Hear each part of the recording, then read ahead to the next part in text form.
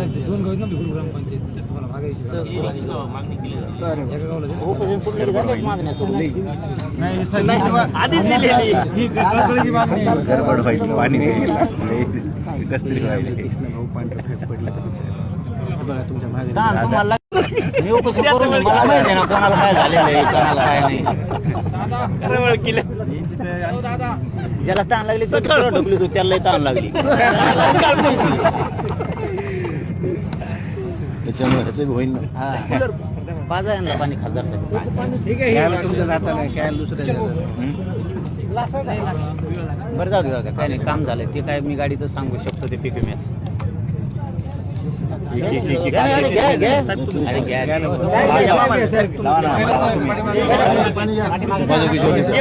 कोणी अधिकारी आहे की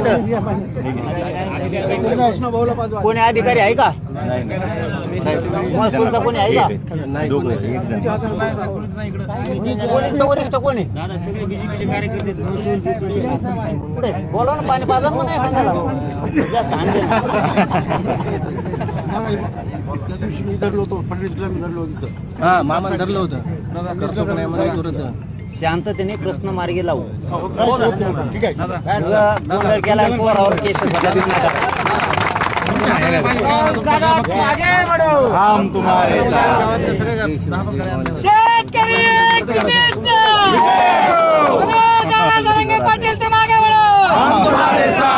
शक्तीपीठ महामार्ग रद्द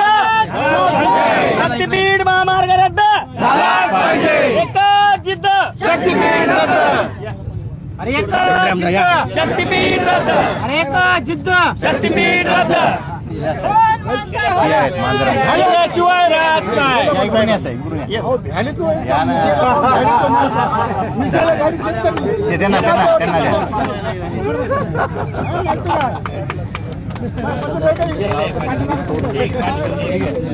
आम्हाला घेऊन घालायचं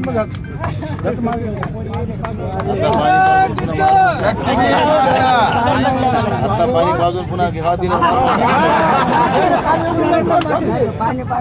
मेल केलं निवेदन मेल केलं साहेबांचे खटके सोडाल जिंदगीत पहिल्यांदा कोणतरी मेल पाठवली म्हणाली हो चालू दादा बोलतील दादा बोला मी बोलतो सुरुवात केलेली तुम्ही प्रतिनिधीला माना करू नका म्हणून महाराष्ट्रातल्या शक्तीपीठ महामार्गाच्या संदर्भानं आज या ठिकाणी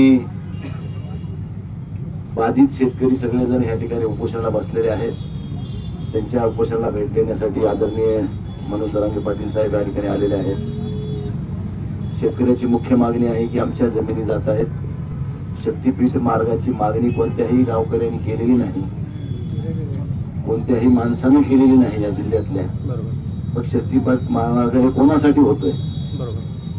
त्यामुळे आमच्या वडिलोपार्जित म्हणजे आजोबा पंजोबा खापर पंजोबा पासून पिढी जात आमची जी उपजीविका या शेतावर अवलंबून आहे,